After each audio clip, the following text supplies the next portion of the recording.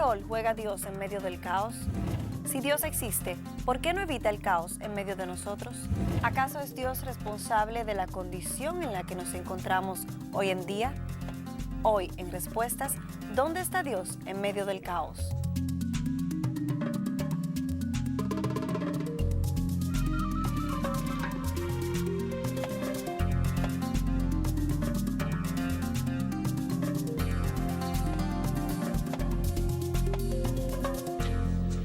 ¿Qué tal, amigos? Bienvenidos a una nueva serie de respuestas. En el día de hoy estamos estrenando la serie Dios en medio del dolor y el sufrimiento. Y nuestro primer programa de esta serie se titula ¿Dónde está Dios en medio del caos? ¿Cómo estás, Miguel? Muy bien, Elaine. Y yo quisiera iniciar este programa con una ilustración. Es una historia verídica y que al mismo tiempo yo creo que comienza a introducirnos inmediatamente en la problemática de lo que es el dolor, el sufrimiento, y si Dios existe, ¿dónde está en medio de todo esto? En medio del caos que el mundo vive. En una ocasión, este individuo va donde su pastor y de una forma muy airada y le dice a su pastor, pastor, yo quisiera saber dónde estaba Dios cuando mataron a mi hijo. Y el pastor, de una forma muy calmada, le dice, en el mismo lugar que él estaba cuando mataron el suyo, refiriéndose a la cruz precisamente. Yo creo que estas son las preguntas que están en la mente de mucha gente y que quisiéramos abordar y ayudar a contestar a lo largo de toda esta serie. Miguel, sin lugar a dudas vivimos en medio de un caos y las cifras corroboran esto. Cifras alarmantes como suicidios en Japón, Estados Unidos. En Japón diariamente 90 personas se suicidan y en Estados Unidos un adolescente cada 4 horas. Son verdaderamente cifras alarmantes. También tenemos aumento en el consumo de drogas y alcohol, aumento de la homosexualidad, la epidemia del SIDA, el quebrantamiento de la unidad familiar y desastres naturales que ocurren a cada momento. Bueno, yo quisiera iniciar diciendo que estamos de acuerdo que hay un caos.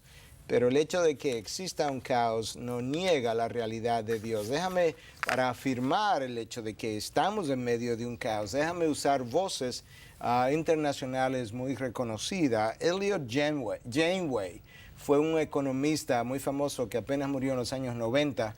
Le sirvió de consejero a presidentes como Roosevelt y Johnson en el pasado, y él llegó a decir en un momento dado, humanamente hablando, por primera vez en la vida tengo miedo. Y luego tú te encuentras con otro hombre también muy conocido, el doctor Linus Pauling, conocido porque fue un hombre que recibió 2 premios Nobel diferentes, algo que es muy raro en la historia del hombre. Recibió un premio Nobel como bioquímico en el año 1954, recibió un premio Nobel de la Paz en el año 1962, y él decía lo siguiente en un momento dado: la catástrofe más grande en el mundo ocurrirá en los próximos 25 o 50 años, y él estaba pensando en lo que el mundo pudiera estar viviendo alrededor de los años 2000. Bueno, esos años están aquí, estamos en medio de condiciones caóticas realmente, y la pregunta que necesitamos responder: ¿dónde está Dios en medio de todo esto? ¿Cómo usa Dios el dolor y el sufrimiento? ¿Qué respuesta podemos darle a aquellos que no creen que existe un Dios benevolente en medio de las dificultades que estamos viviendo? Así es, y muchos piensan, Miguel, basados en las condiciones que vivimos, que la sociedad no podrá continuar sosteniéndose de esta manera, y en el mundo cristiano entonces se habla de lo que es el retorno de Cristo. ¿Qué piensas tú?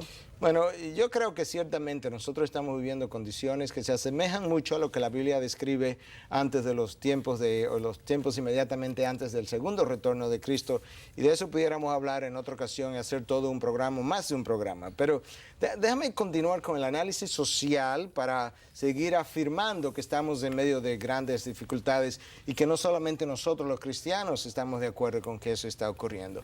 Malcolm Muggeridge fue un periodista inglés muy conocido que supo estudiar las civilizaciones, y él pudo observar que cuando los imperios del pasado cayeron, el imperio de Grecia, el imperio de Roma y otros imperios, observaron características que hoy en día nosotros tenemos en nuestra sociedad, lo que implica que si la historia ha de repetirse en este caso, probablemente nuestra sociedad termine colapsando también. Y él lo que observó es que inmediatamente antes del colapso de esos imperios, tú podías ver en esas sociedades una violación de la ley y del orden moral que nosotros estamos viendo hoy.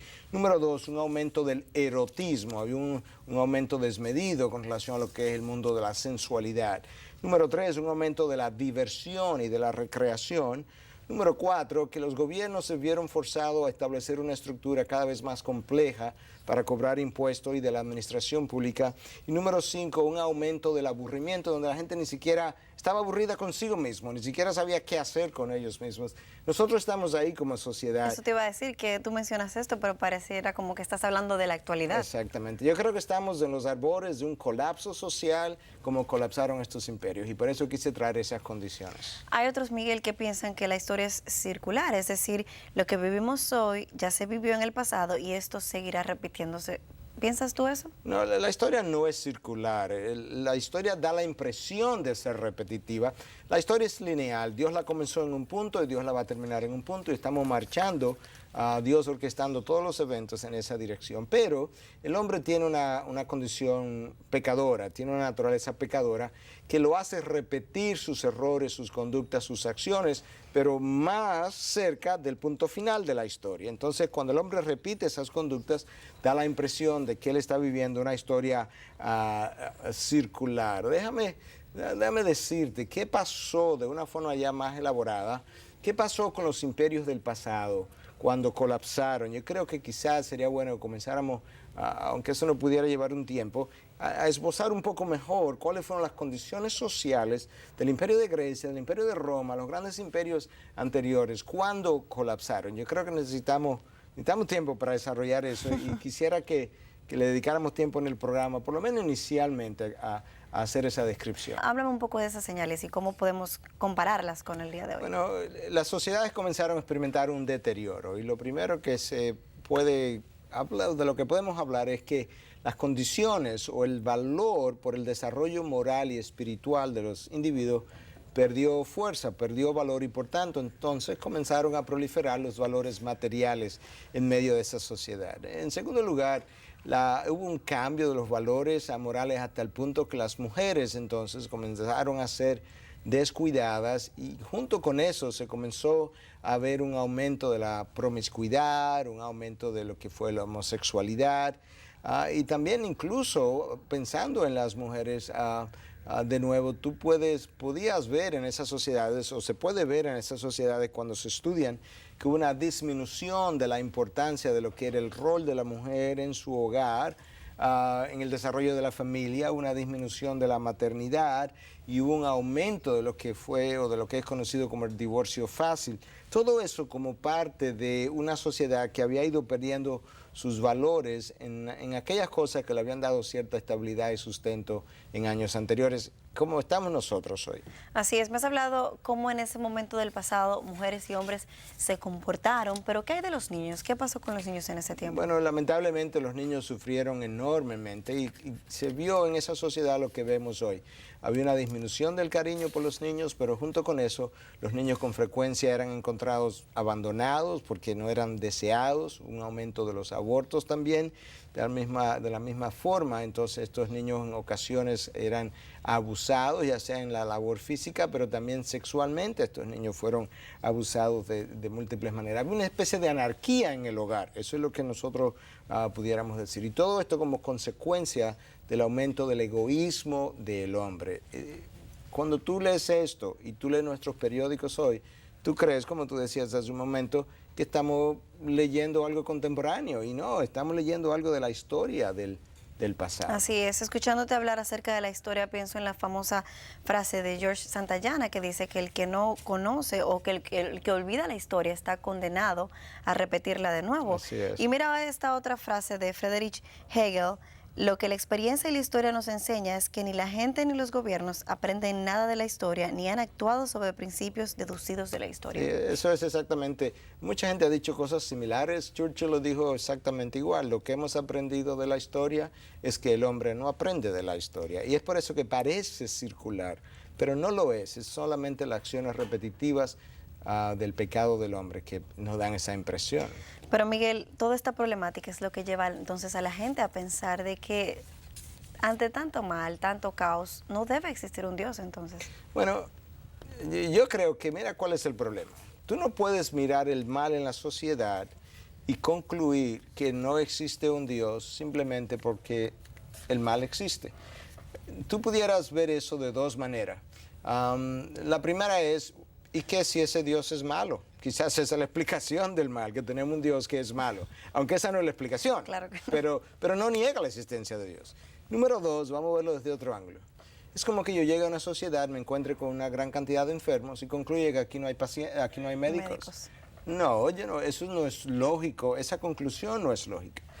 Sabemos que estamos en medio de dificultades, sabemos que estamos en medio de un caos, pero el problema es que ese caos es el resultado no de la no existencia de Dios, es el resultado de vivir de espalda al Dios que existe. Jeremías, en un momento dado, oye cómo describe la condición de su nación en Jeremías 4:23. Miré a la tierra y era un caos total. Miré a los cielos y todo era tinieblas. ¿Cuándo Jeremías observa esa condición en su sociedad? Cuando sus compatriotas, sus hermanos judíos, decidieron darle la espalda a Dios y como consecuencia estaban bajo el juicio de ese Dios. ¿Te das cuenta que tenemos que ser sumamente delicados al llegar a conclusiones cuando nosotros no hemos seguido un camino lógico para llegar a ellas? Sin embargo, ciertamente la Biblia afirma que cuando Dios terminó de crear, Él pasó revista a su creación y la declaró buena. Y en Génesis 1:31 dice, y vio Dios todo lo que había hecho, y he aquí que era bueno en gran manera. Sí, o sea, la pregunta sería, ¿de dónde, cómo llegamos Exacto. a este mal si la creación era buena en gran manera? Y yo quiero irme al mismo libro del Génesis para que podamos ver dónde que esto comienza. En Génesis 2:25, la palabra de Dios nos describe a la primera pareja y dice lo siguiente, y estaban ambos desnudos, Adán y Eva, el hombre y su mujer, y no se avergonzaban. O sea, en ese momento no había pecado, las cosas estaban tal cual Dios las había creado, hasta el punto que Adán y Eva podían verse el uno al otro desnudos y no avergonzarse. Tú caminas un poquito en el libro del Génesis, llega al 3:7 y te encuentras con esto. Entonces fueron abiertos los ojos de ambos y conocieron que estaban desnudos y cosieron hojas de higuera y se hicieron delantales. ¿Cuándo ocurre esto? Después que Adán y Eva pecan, de repente se dan cuenta que están desnudos y de repente también comenzaron a experimentar vergüenza. Cuando tú sigues leyendo el texto del Génesis, tú te das cuenta que muy pronto, después de Dios haberlo creado, ya tienes la primera experiencia de aislamiento. Ahí tú tienes el comienzo de que algo no anda bien, algo ha comenzado mal, y esto es lo que tú lees. El hombre y su mujer se escondieron de la presencia del Señor Dios. Génesis 3:8. Mientras antes estaban viviendo en la presencia de Dios, ahora se esconden de su presencia y ahora tienen también su primera experiencia de miedo. Génesis 3:9 dice lo siguiente, y Dios le dice al hombre, ¿dónde estás? Y él le respondió, te oí en el huerto y tuve miedo porque estaba desnudo y me escondí. El hombre que había disfrutado de la presencia de Dios, de repente experimenta miedo y se esconde de Dios y tiene su primera experiencia de miedo y su primera experiencia de aislamiento. Ahí está el problema, en que nos hemos caminado ahora separados de Dios. Ese es el origen.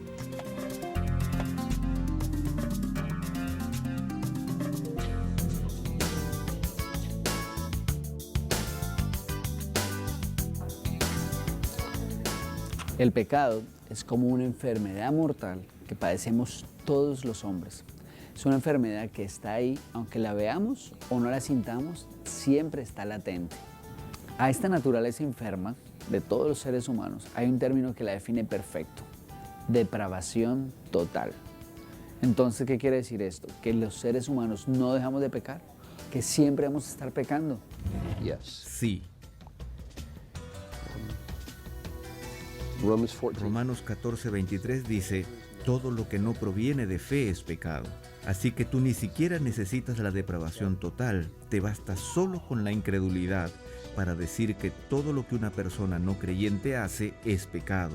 Si ese es el caso, entonces podríamos preguntarnos lo siguiente: ¿y qué pasa cuando hacen bien las cosas los incrédulos? Cuando obedecen lo que Dios dice o cuando dejan de hacer lo que Él prohíbe. Eso se ve bien, ¿no? Permíteme decirlo de otra manera. Si tú tienes un hijo y quieres que haga algo, y digamos que él hace lo que le pediste, así como los incrédulos usualmente matan personas, y ellos obedecen así este mandamiento de no matarás. Pero, ¿por qué ellos hacen eso? ¿Lo están haciendo por el honor del Padre Celestial?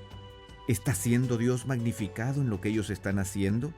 Dicen ellos, me someto a Dios, amo la imagen de Dios en los humanos y por todas estas razones ya no mato personas y así Dios recibe la gloria. No, lo hacen por razones que no tienen nada que ver con Dios. Ellos no creen en Dios, por eso Dios es empequeñecido. Ellos viven pecando en no obedecerlo. ¿Y qué pasa entonces con los cristianos que hemos sido santificados, que hemos cambiado y que fuera de eso estamos tratando de vivir una vida santa? When you become a Christian, Cuando te conviertes al cristianismo, la depravación, la poca inclinación que tenemos de hacer lo que es correcto, el deleite de lo que es santo, puro, bueno y estar satisfecho en Dios, no es conquistado a la perfección.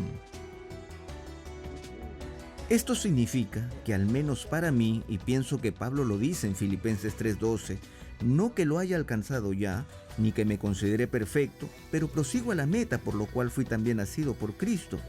Pienso que esa es la forma en que Pablo dice que las experiencias descritas en Romanos 7 están presentes en mí, y yo sé que debo amar a Dios con todo mi corazón, con toda mi alma, con todas mis fuerzas, y que todo eso debe ser al 100%.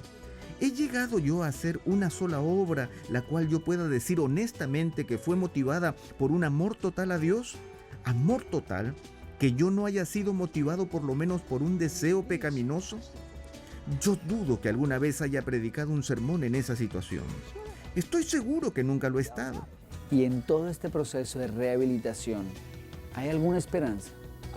Mi naturaleza humana caída, a pesar de haber sido redimido, adoptado, perdonado, amado, la naturaleza pecaminosa que permanece en mí, la cual debo llevarla a morir día tras día, me empuja a buscar la aprobación del hombre, a cuestionarme como lo hice, a enojarme con la persona que me critica, me empuja a pecar y las vivo matando diciéndome, no voy a ir allá, no voy a ceder, pero hasta en eso debo luchar y me muestra que no estoy allí todavía.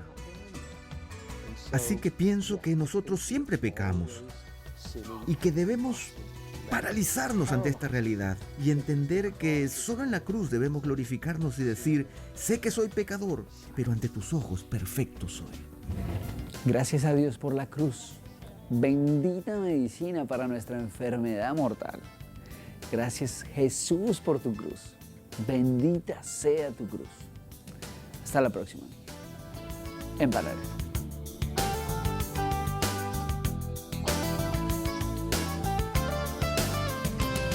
Hoy en Respuestas estamos analizando nuestra serie Dios en medio del dolor y el sufrimiento y nuestro programa de hoy, ¿dónde está Dios en medio del caos?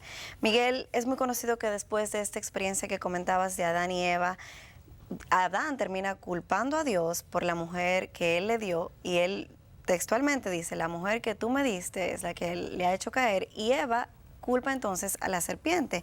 Y en Génesis 3, 11, 12 vemos, Dios le dijo, ¿quién te ha hecho saber que estabas desnudo? ¿Has comido del árbol del cual te mandé que no comieras? Y el hombre respondió, la mujer que tú me diste por compañera me dio del árbol y yo comí. Y hasta ahora hemos mencionado entonces que después de la caída, Adán y Eva han experimentado vergüenza, inseguridad, temor, aislamiento, miedo. ¿Qué sucedió después de la caída? Bueno, yo creo que la historia es interesante porque lo que te encuentras es que tú comienzas mal ahora con la caída y de ahí y luego vas de mal en peor. Los primeros hijos, Caín y Abel, vinieron delante de Dios a traer una ofrenda de adoración en un momento dado. El texto nos dice que Abel trajo de la primogenitura de sus animales del campo y de la grosura de ellos. Y nos habla de que Caín trajo algunos frutos del campo, pero Dios se agradó con Abel, pero no se agradó con la ofrenda que Caín trajo. Y eso fue suficiente para que Caín matara a Abel, el primer homicidio. Ya tenemos la primera experiencia de aislamiento, pero la primera experiencia de miedo. Ahora tienes el primer homicidio incluso de la creación, pronto después que la primera pareja, Adán y Eva, se separaron de Dios. Y eso es lo que ese es mi énfasis hoy, que lo que vivimos es la consecuencia de vivir de espalda a Dios y que ahí es donde comienza todo el problema. En esencia, Miguel, lo que tú estás diciendo es que el problema del caos en que vivimos actualmente, en última instancia, no es un problema ni político, ni social, ni económico, sino del corazón del hombre. ¿Es lo que quieres decir? Claro, definitivamente. cuando tú lees la Biblia, tú te encuentras un texto como el de Santiago 4:1. Y Santiago nos dice, ¿de dónde vienen las guerras y los conflictos entre vosotros? ¿No vienen de vuestras pasiones que combaten en vuestros miembros?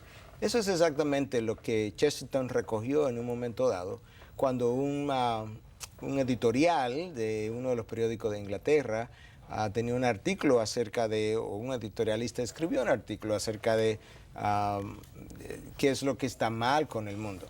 Y entonces Chesterton responde, escribe una carta y le dice, señor director, con relación al artículo que usted escribía acerca de qué está mal con el mundo, yo soy, firmado G.K. Chesterton, para afirmar que el problema del hombre está en el corazón del hombre, no es lo que sale, no es lo que entra al hombre, decía Cristo, lo que lo contamina, es lo que sale del hombre. ¿Y de dónde sale? De la abundancia de su corazón, donde hay guerras, pasiones, conflictos, celos, envidias. Ese es el problema. En la Biblia, en el libro de Génesis, se relata en una etapa temprana de la historia bíblica la experiencia del diluvio universal traído por Dios como consecuencia del pecado del hombre. De hecho, esto es como el Génesis 6:5 lo relata. Dice, y el Señor vio que era mucha la maldad de los hombres en la tierra y que toda intención de los pensamientos de su corazón era solo hacer siempre el mal. Yo creo que aquí hay un par de anotaciones que hacer, Elaine. En primer lugar, esto es temprano en la historia de lo que es, el relato de lo que es la historia bíblica. Estamos hablando simplemente del capítulo 6 del libro del Génesis.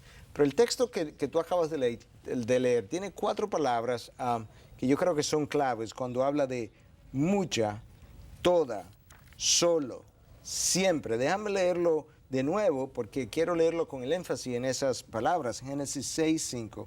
Y el Señor vio que era mucha la maldad de los hombres en la tierra y que toda intención, en otras palabras, el hombre no tenía ninguna buena intención en ese momento para con Dios, de los pensamientos de su corazón era solo. O sea, la única intención era solamente, exclusivamente hacer siempre el mal. Estábamos viviendo en un momento de la historia bíblica donde el hombre no sabía hacer nada bueno. Y eso es lo que antecede al diluvio. Esto viene como consecuencia precisamente de esta forma de vivir, de pensar. Mira lo que dice Génesis 3:17. A que Dios maldijo la tierra. Ahora nosotros estamos viviendo en un planeta que vive en condiciones especiales. Y ese es el problema, que nosotros tenemos mucha gente con expectativas irreales de la vida, que piensas que las cosas deben funcionar bien. No, es que vivimos en un planeta que ha sido maldecido por Dios. Y yo quisiera entonces resumirlo de esta forma. La primera maldición del planeta, descrita en Génesis 3:17, ya la vimos en la historia de la redención. El primer homicidio de la tierra, en Génesis 4, ya lo vimos, Caín mató a Abel. El primer gran juicio de Dios, ya lo vimos, en Génesis 6. Todo esto apenas comenzando la historia de la humanidad. La historia de la humanidad, y ya tú tienes el primer juicio, el primer homicidio, la primera maldición. Ese es el comienzo del caos que nosotros vivimos hoy. Nosotros tenemos que dejar de culpar a Dios por algo que es hechura del hombre. Recuerda el texto que tú me citaste. Dios revisó su creación y vio que era buena en gran manera. Ya no, pero ¿quién la causó? El hombre. Ciertamente, Miguel, por lo que me comentas, Dios tenía razón cuando dice que nosotros cosechamos lo que sembramos. Y en preparación para este programa quise buscar esta cita y traértela para que la comentemos. Dice Gálatas 6:7-8. No os dejéis engañar, de Dios nadie se burla, pues todo lo que el hombre siembre, eso también segará. Porque el que siembra para su propia carne, de la carne segará corrupción, pero el que siembra para el Espíritu, del Espíritu segará vida eterna. ¿No será que el caos en el medio del cual estamos viviendo es producto de lo que nosotros mismos hemos sembrado?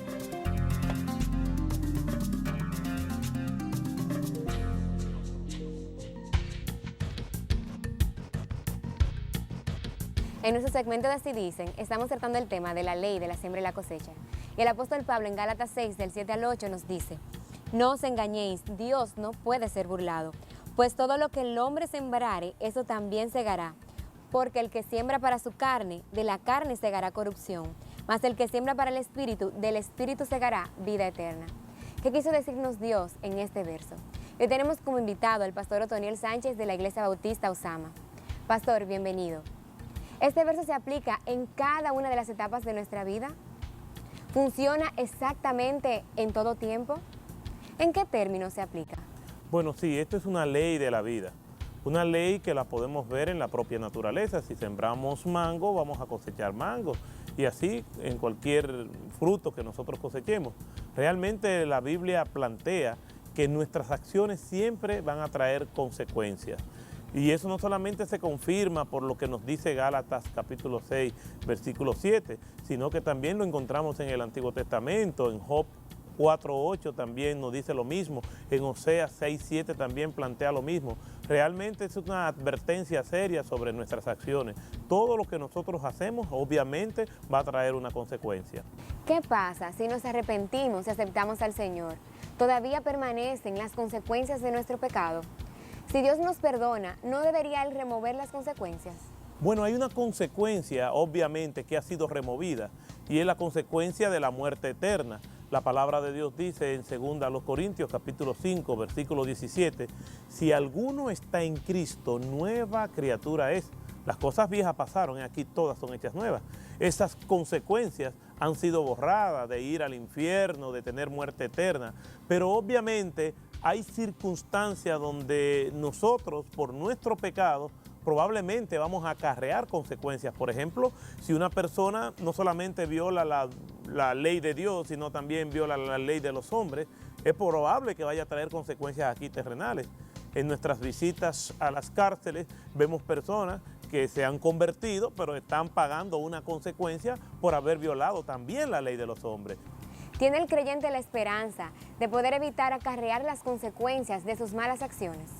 Seguro que sí. La palabra de Dios en ese mismo capítulo 6 del libro de Gálatas nos dice que si nosotros sembramos para el Espíritu vamos a cosechar vida. Es decir, nosotros tenemos todas las oportunidades de sembrar en el Espíritu para poder cosechar buenas consecuencias, para poder cosechar bondad, virtud, mansedumbre, para nosotros poder vivir en la vida que Dios quiere que nosotros vivamos. Tenemos todas las oportunidades para evitar estas malas consecuencias como producto de nuestras buenas acciones. ¿Hasta qué punto esta ley de lo que siembras cosechas es el medio por el cual Dios permite que la sociedad esté tan corrompida hoy en día? Obviamente la sociedad está pagando las consecuencias de sus pecados. Por ejemplo, tenemos un problema serio en el medio ambiente, pero no es más por la indiscriminada agresividad del hombre hacia la naturaleza, por no tener una conciencia clara de lo que es el medio ambiente. Estamos pagando consecuencias. Pero aún así, por la gracia común de Dios, nosotros estamos todavía en un mundo que puede ser manejable. Quiere decir que a pesar de las consecuencias terribles, producto de nuestras acciones, aún así Dios sigue derramando gracia y misericordia para que este mundo sea sosteniblemente vivible.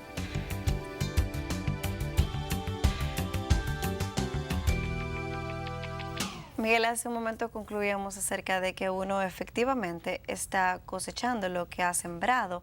Y yo me pregunto, ¿no será el caos que estamos viviendo en el día de hoy producto de eso mismo, de lo que hemos sembrado? Claro, definitivamente que sí. Yo creo que cuando tú analizas las condiciones actuales de cualquier sociedad, tú regresas a su pasado y tú encontrarás en ese pasado la explicación de por qué estamos donde estamos. Déjame leerte una cita que hemos usado ya en otras ocasiones, en diferentes momentos, en charlas y posiblemente aún en un programa de esto, pero yo creo que es bien ilustrativo de lo que está ocurriendo. 2 días después de la famosa caída de las torres en Estados Unidos, el 13 de septiembre del año 2001, la hija de Billy Graham, Anne Graham, fue entrevistada en el Early Show de CBS y se le preguntó acerca de las condiciones que estábamos viviendo, y esto fue lo que ella dijo en esa ocasión.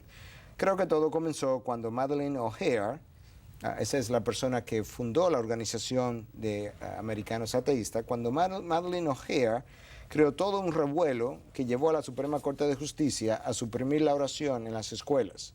Y nosotros dijimos, ok. Luego alguien dijo que uno no podía leer la Biblia en las escuelas y dijimos, ok. Luego el doctor Benjamin Spock dijo que no podíamos darle nalgadas a nuestros hijos y dijimos, ok. Luego dijimos que nuestras niñas tengan abortos sin que los padres tengan que ser notificados. Y dijimos, ok.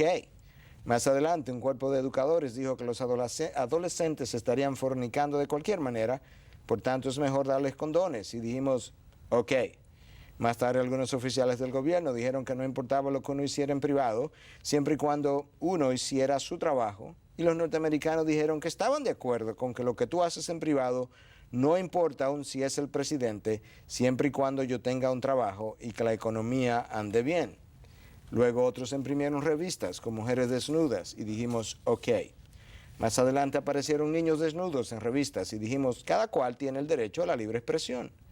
Luego la industria del entretenimiento dijo, hagamos shows de televisión y películas profanas que promuevan el sexo y la violencia y grabemos música que estimule las violaciones, la vulgaridad y el sexo ilícito. Y dijimos, eso es solo entretenimiento. Eso no tiene ningún efecto negativo en nadie. Y ahora nos estamos preguntando por qué nuestros niños no tienen conciencia, por qué no conocen la diferencia entre lo bueno y lo malo y por qué esos jóvenes están asesinando a sus propios compañeros Si lo pensamos bien, cosechamos lo que hemos sembrado. Básicamente lo que esta hija de Billy Graham está diciendo es precisamente lo que hemos estado discutiendo. Nosotros vivimos condiciones que son el resultado de haber vivido, actuado de una manera en el pasado y ahora tenemos que pagar el precio, lamentablemente. Me llama la atención de tu cita de Anne Graham, que ella dice, todo comenzó cuando la Suprema Corte de Justicia suprimió la oración en las escuelas. ¿Por qué tú crees que ella señala esto como el inicio de todo lo que ha sucedido? Bueno, mira, esto se remonta al año 1962, 1963, dos disposiciones diferentes de la Suprema Corte de Justicia deciden que a partir de ese momento no se podría orar más en las escuelas o en los colegios, lo cual era una costumbre tradicionalmente. Ese es el comienzo de una influencia anti-Dios, una influencia ateísta en la sociedad norteamericana. Los valores de Dios, los valores cristianos que le dieron su expansión, su crecimiento, su sostenibilidad, su estabilidad, ahora comenzaron a ser sacados del seno de la sociedad. Esa sociedad que creció en base a Dios y que ahora quiere sacarlo, tendría que prepararse entonces a cosechar las consecuencias de vivir sin el Dios que la hizo surgir. Y ese es el comienzo. ¿Por qué? Porque a partir de ahí tú comienzas a ver una serie de otras medidas en favor del aborto, en favor de una serie de cosas, de la homosexualidad, de la promiscuidad, que han llevado a la sociedad hasta el punto donde hoy se encuentra. En la misma cita también ella hace alusión o menciona que es posible que jóvenes adolescentes vayan a practicarse un aborto. ¿Es esto posible que una joven adolescente sin el permiso de sus padres vaya y se practique un aborto? Bueno, esa es la realidad norteamericana. Mira la contradicción de esa sociedad. Si tú tienes menos de 18 años y te presenta la emergencia con un dolor de cabeza, la ley le prohíbe a los médicos darte ni siquiera un Tylenol o cualquier otro calmante para el dolor sin notificar a tus padres previamente. Eso es una prohibición. Sin embargo, la misma ley le permite e incluso te obliga a que si una adolescente, una estudiante tuya y tú eres profesora, tiene un aborto, tú no tienes el derecho de notificar a sus padres de lo que ha ocurrido. Y de hecho, la profesora tiene el derecho legal de llevarla incluso, practicarse el aborto, regresarla a la hora de clase sin que nunca sus padres se hubiesen enterado. Wow, eso es alarmante. Te das cuenta entonces de las contradicciones con las cuales vivimos. Y es una doble moral, obviamente. Es una doble moral, es un doble estándar. Miguel, ella menciona también la distribución de preservativos. Y yo te pregunto, ¿ha disminuido los embarazos y las enfermedades de transmisión sexual la distribución de preservativos entre adolescentes? Claro que no, porque ¿qué es lo que ocurre? Lo usan el primer día, lo usan el segundo día, pero ¿sabes qué? Luego, en medio de la excitación, en medio de las pasiones, esas cosas no están siendo observadas y muy al contrario, el índice de SIDA en Estados Unidos, año por año, desde el primer año, es el mismo número todos los años, a pesar de la masiva propaganda. Nunca ha disminuido. Nunca ha disminuido. El número de casos nuevos, año por año, desde que comenzó la epidemia en el año 1981, a partir del año 1983, 84 hasta el día de hoy, el número de casos de SIDA es exactamente el mismo, a pesar de toda la propaganda, de toda la distribución de preservativos. No lo vamos a disminuir, porque el problema del hombre no lo resuelve un preservativo, es el corazón del hombre, y tú no le puedes poner un preservativo al corazón, lamentablemente. Ese es el problema. En un momento de la cita escuché también que el norteamericano ha llegado a pensar que lo que alguien hace en privado no debe afectar su vida pública. ¿Es esto cierto? La realidad, Elaine, es que todo lo que tú haces en privado tiene un impacto en tu vida pública de esta manera. Déjame citarte precisamente a Charles Colson, quien fue a dar una charla a la Universidad de Harvard hace años atrás. Él era un... Charles Colson fue la mano derecha del presidente Nixon, un hombre que cuando sube al poder a la edad de 40 años, sumamente moralista, que juraba que nadie lo iba a corromper y sin embargo terminó preso porque contribuyó a la corrupción del momento contribuyó a que se colocaran incluso micrófonos en las reuniones privadas del partido contrario, de los demócratas, y contribuyó incluso a la reelección ilegal de Nixon en ese momento, y termina en la cárcel. Colson va a la Universidad de Harvard después de salir de la cárcel a hablar precisamente por qué le ocurren cosas malas a gente buena. Entonces él da su testimonio y él de una forma muy efusiva en esa ocasión dice, if you cheat on your wives, you will cheat on the government. Si tú engañas a tu esposa, tú engañarás al gobierno. Claro, si tú eres capaz de engañar a tu esposa, a quien tú conoces, con quien convives, y la madre de tus hijos, y que es una persona, me vas a decir que tú no vas a engañar al gobierno, que es impersonal, que te puede importar dos cominos. Ese es el problema. Claro, tu conducta moral privada es reflejada en lo que vas a hacer públicamente. Ese es el peligro grave en el que nosotros estamos hoy.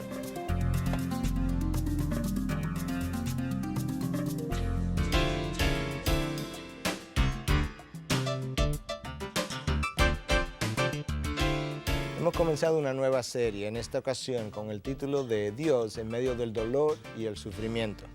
En el primer programa hemos querido abordar la pregunta de dónde está Dios en medio de ese caos.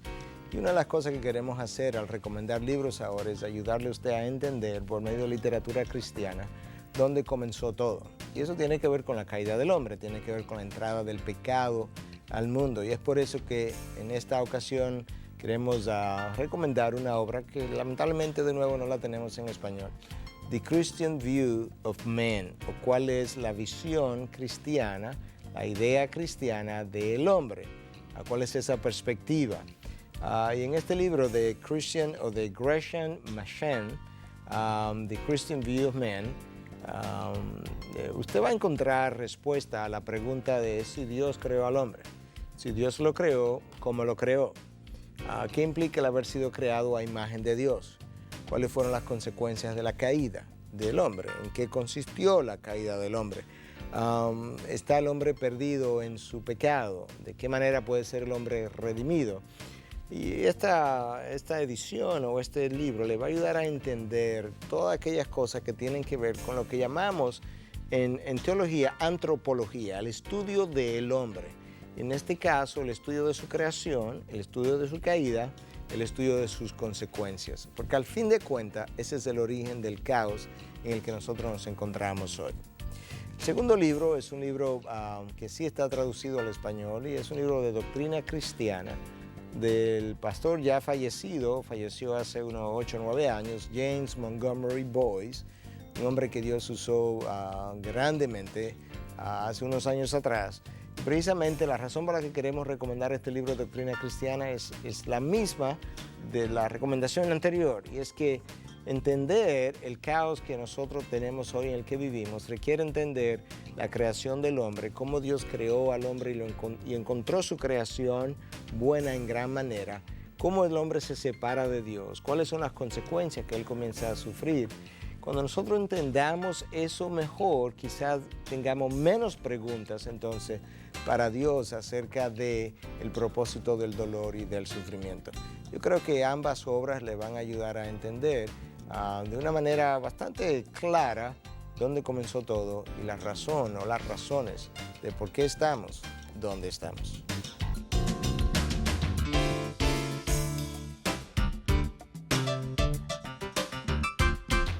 Miguel, los humanistas hablan de que necesitamos desarrollar la ciencia y la educación para tener una mejor sociedad. ¿Tú crees que eso es lo que nos hace falta? Tecnología, poder económico, ciencia, educación. Yo estoy en favor del desarrollo de la ciencia, yo estoy en favor del desarrollo de la educación, pero eso no nos va a resolver el problema. Yo creo que aquellos que hablan de esa manera tratan de tapar el sol con un dedo e ignoran la historia. La realidad es que la educación, nosotros sabemos, ha creado algunos de los de los peores problemas en muchos lugares. ¿Por qué? Porque nos ha alejado más de Dios aún.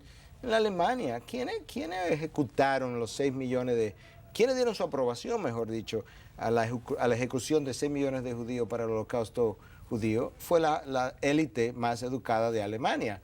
Por Dios, la tecnología, Japón es uno de los países más tecnológicamente avanzados en el día de hoy, y tú citabas más de 90 millones más de 90 suicidios cada 24 horas. Eso es uno cada 20 minutos más o menos. China tiene uno cada 40 segundos, un suicidio cada 40 segundos. La educación no nos resuelve el problema, la tecnología no nos resuelve el problema, el poder económico tampoco. Estados Unidos es la economía más poderosa del mundo, de hecho su economía corresponde al 25% de la economía mundial. ¿Y tú quieres un país más deteriorado moralmente que Estados Unidos? No, tampoco nos resuelve el problema. Lo hemos dicho ya, el problema del hombre es el corazón del hombre, y eso no lo resuelve nada de lo que nosotros hemos hablado hasta ahora. Otros a veces han afirmado que las corrientes filosóficas, las religiones, tal vez sean la respuesta. ¿Qué tú crees? Bueno, claro que no. El problema de las corrientes orientales, o mejor dicho, la razón por la que las corrientes orientales han encontrado un nicho es porque el hombre está tan vacío hoy en día, está tan vacío de su materialismo, está tan vacío de todo lo que ha probado, que ahora ha pensado que el cristianismo de antaño no le resolvió el problema, pero lo que ocurrió fue que él nunca caminó por el cristianismo de antaño.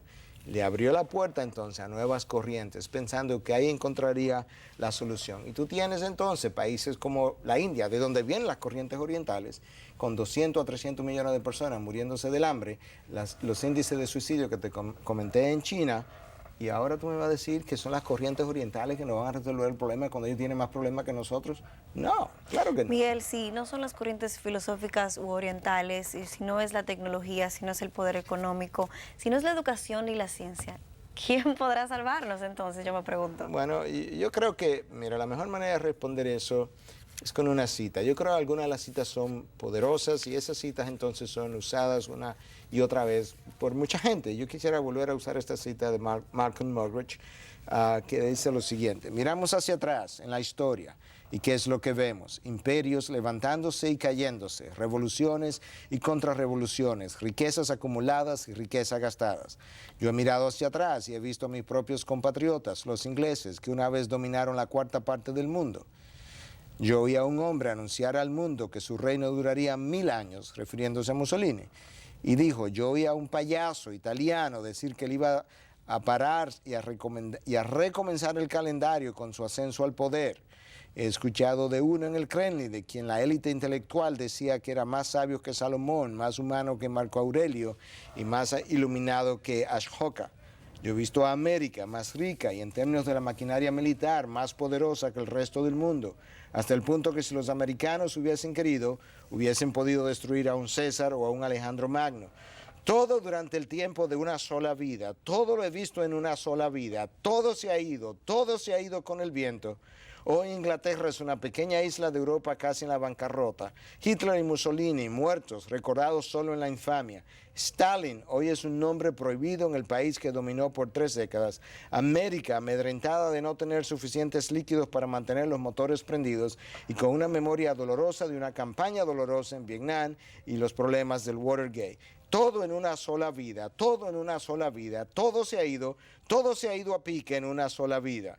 Detrás de los escombros de estos supermanes se levanta la figura gigante de una sola persona, debido a quién, por quién y en quién y a través de quién solamente el hombre todavía puede tener esperanza, la persona de Jesucristo. Ahí está la solución a nuestros problemas, la solución al problema del corazón que solamente Cristo puede brindar. Háblanos de eso, Miguel. ¿Es Jesucristo la única esperanza del hombre? Definitivamente. El problema del hombre comienza cuando ese hombre se separa de Dios. Ese es el Dios que conoce el origen de los problemas. Cuando el hombre se separa de Dios, el hombre adquiere una deuda moral con Dios. Esa deuda moral tenía que ser pagada. El hombre no la podía pagar. El hombre vivía en pecado y solamente podía ser pagada a través de un hombre cuya vida fuera 100% moral, que pudiera vivir en conformidad con la ley de Dios y que estuviera dispuesto a pagar por el pecado del hombre. Nadie ha podido hacer eso excepto la persona de Jesús. La segunda persona de la Trinidad viene, se encarna, se hace hombre, vive la ley de Dios en conformidad. Cuando vive la ley de Dios en completa conformidad con la parte, con el carácter moral de la ley, entonces gana los méritos para que yo pudiera en algún momento ser tratado como si hubiese vivido esa vida. Él va y muere en la cruz, derrama su sangre por el perdón de mis pecados, que es lo que la ley de Dios revela. Cuando Él derrama su sangre por el perdón de mis pecados, al derramarla y al haber vivido la vida como la vivió, ahora Él califica como el sacrificio perfecto de alguien que ha podido morir por el perdón de mis pecados y el pago de mi deuda moral contra Dios. Cuando yo reconozco eso y le pido perdón a ese Cristo, y me reconcilio con ese Cristo, entonces yo puedo por primera vez comenzar a regresar al lugar donde no había problemas, donde el hombre vivía en comunidad con Dios, en comunión con Dios. Pero mientras tanto, el hombre seguirá pagando las consecuencias de sus acciones pecaminosas. Miguel, la realidad es que no podemos afirmar que una vez ese hombre se encuentra con Cristo, el dolor y el sufrimiento cesan. Yo me pregunto, ¿cómo se encuentra el hombre en medio del dolor y el sufrimiento con ese Cristo? Bueno, déjame decirte dos cosas. Quiero darte una A y una B, dos respuestas. A, con relación a lo primero, el dolor y el sufrimiento cuando tú te encuentras con Cristo, no va a desaparecer. Pero, entonces tú pudieras decirme, entonces, ¿cuál es la diferencia? La diferencia es, pues las diferencias son, porque hay varias, y quizás ni siquiera la mencionemos todas. Número uno, yo tendré ahora la gracia y el poder y la perspectiva para vivir en medio del dolor que antes no tenía. Número dos, ahora mi dolor adquiere propósito. No es lo mismo sufrir sin ningún propósito y poder continuar hacia la meta que sabiendo que mi dolor tiene un propósito y que por tanto ahora yo tengo razón para estar en él y continuar en él. ¿Qué hace Cristo en mi vida en medio del dolor? Me da la fuerza, me da la gracia, me da el poder y le da propósito a mi dolor. Redime mi dolor. Eso es lo primero. Número dos, ¿cómo me encuentro con él en medio de eso? Yo necesito reconocer que yo soy un hombre pecador, que vive en un planeta caído, en un planeta que ha sido maldecido, que yo cosecho consecuencias de mi pecado y que tú cosechas consecuencias del tuyo. Voy donde Dios, le pido perdón por mis pecados. Reconozco entonces que lo que Él ha ofrecido en la persona de su Hijo, un sacrificio para el perdón de mis pecados, es lo único que me puede perdonar mis pecados. Otros no lo han hecho, otros no han ofrecido su vida, ni siquiera lo podían hacer. Pido perdón en base al sacrificio de Cristo y a sus méritos. Y ahora decido que aquel que dio la vida por mí, yo ahora definitivamente voy a vivir por Él. Yo voy a obedecerle, voy a someterme. Ahí yo me reconcilio con Dios. Eso es como yo me encuentro con Él. Es a través de una experiencia de humillación delante del Dios creador. Y ahí, comienza mi nueva comunión, mi nueva vida, la vida eterna que describe la palabra. Comienza ahora y continúa entonces cuando muero. Miguel, ¿qué te parece si para finalizar este programa tú le hablas específicamente a aquellas personas que probablemente están pasando por una experiencia de dolor o sufrimiento en Cristo y aquellos que no están en Cristo y que al igual están sufriendo y pasando por una pena y un dolor? Bueno, yo creo que es una gran cosa. Para aquellos de ustedes que están en Cristo, tienen que recordar que esta no es su ciudadanía. Su ciudadanía está en los cielos. Esta no es su patria. Esto no es la última vida. Esto es simplemente una experiencia transitoria que me prepara para la próxima vida. Que en este lugar donde Dios nos ha colocado para que en medio del dolor yo pueda hacerle lucir mejor, porque cuando yo puedo hablarle a otro, hacer lucir su gloria, su nombre, lo que Él es mejor, cuando yo puedo hablarle a otro de mi experiencia personal en Cristo, en medio del dolor, el otro puede entender mejor la importancia que Cristo tiene en tu vida, que tú puedas hablarle de la fortaleza que Él da, que tú puedas hablarle de la compañía que tú sientes en medio del dolor. Ciertamente, como decía esa gran autora de un gran himno en inglés, que donde hay mayor aflicción, Él agrega mayor gracia. Que tú puedas experimentar eso y que tú puedas pasarle ese testimonio a otros. Dios entiende tu dolor. No hay nadie como Dios para entender tu dolor. Permite que Él pueda ministrarte de una manera más cercana en los momentos más difíciles. Y usa tu dolor para hablarle a otro del Dios consolador. Para aquellos que no están en Cristo, entonces, yo creo que si vienes donde Cristo con un corazón contrito y humillado, Él te va a recibir igual. Él te va a recibir porque Él no desechará, dice su palabra, aquel que viene de esa manera. ¿Y cómo vengo entonces? Vengo en humildad de corazón diciendo, Señor, hasta ahora no te había conocido, hasta ahora había vivido de espalda a ti, pero yo estoy en necesidad de encontrarme contigo. Perdona la manera como hasta ahora había vivido, perdona mis pecados, perdónalo por los sacrificios, el sacrificio y los méritos de Cristo en la cruz. Recíbeme ahora y permite que yo pueda a partir de este momento comenzar a vivir esta vida que me queda y el dolor en el que me encuentro para tu honor y tu gloria. Dame la capacidad, dame el arrepentimiento, dame lo que yo no tengo ni lo que yo puedo manufacturar y que de esa manera entonces tú puedas iniciar un nuevo caminar en Cristo. Miguel, muchísimas gracias. Gracias por este programa que sin lugar a dudas yo sé que va a ser una serie de mucho consuelo y de mucho ánimo, de mucha administración para muchas personas. Gracias por tu aporte. Yo espero que sí, no tenemos todas las respuestas, pero quisiéramos brindar propósito en medio de la incertidumbre. De eso se trata esta serie. Así es. A ustedes, amigos televidentes, muchísimas gracias por su sintonía. Les invitamos a que visiten nuestra página en internet, la dirección integridadysabiduría.org. Será hasta la próxima.